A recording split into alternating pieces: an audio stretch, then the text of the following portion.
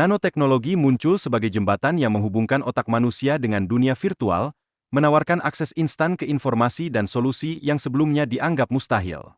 Bayangkan bagaimana kehidupan kita akan berubah saat kita bisa belajar dan berinteraksi dengan cara yang tidak pernah terpikirkan sebelumnya. Dalam perjalanan inovasi, teknologi pencetakan 3D semakin melesat, memberi kita kemampuan untuk mencetak alat hingga moda transportasi. Aksesibilitas yang meluas ini menjanjikan pencetakan objek besar menjadi hal yang dapat dilakukan oleh siapa saja, membuka peluang tanpa batas. Dengan kemajuan pesat teknologi, kita mulai melihat kemungkinan untuk mengatasi masalah kemanusiaan seperti kelaparan global melalui pencetakan makanan. Ini bukan sekadar harapan, melainkan langkah besar ke depan dalam menghadapi tantangan yang membentang di depan kita. Demikian pula, pengobatan untuk penyakit serius seperti kanker diharapkan menjadi lebih mudah diakses berkat perkembangan teknologi. Namun, jangan lupakan tantangan yang ada, seperti biaya awal yang tinggi yang bisa menjadi penghalang bagi banyak orang yang membutuhkan.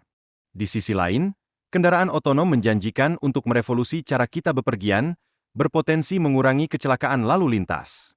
Pengalaman ini memungkinkan kita untuk lebih produktif atau sekadar bersantai selama perjalanan, mengubah sudut pandang kita tentang bepergian. Selain itu, proyek Hyperloop tengah digagas untuk memberikan transportasi publik yang lebih cepat dan ramah lingkungan. Dengan kecepatan tinggi yang ditawarkan, diharapkan dapat mengurangi kemacetan dan emisi karbon, memberikan solusi bagi masalah transportasi yang kita hadapi saat ini. Beralih ke masa depan yang lebih futuristik, wisata luar angkasa tampaknya akan menjadi kenyataan pada tahun 2050, mengundang kita untuk menjelajahi destinasi-destinasi menakjubkan seperti Mars dan Bulan.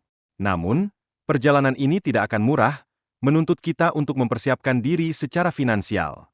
Kecerdasan buatan, atau AI, akan terus berkemajuan dan berpotensi menggantikan banyak pekerjaan yang ada saat ini. Prediksi menunjukkan bahwa setengah dari pekerjaan yang kita ketahui sekarang bisa hilang, memaksa kita untuk beradaptasi dengan cepat. Perubahan besar di pasar kerja ini juga akan mengubah sistem pendidikan.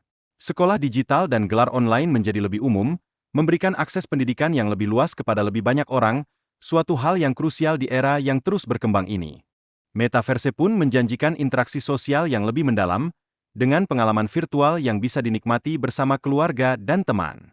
Konsep ini akan mengubah cara kita berlibur dan bersosialisasi, membawa dimensi baru dalam hubungan antar manusia.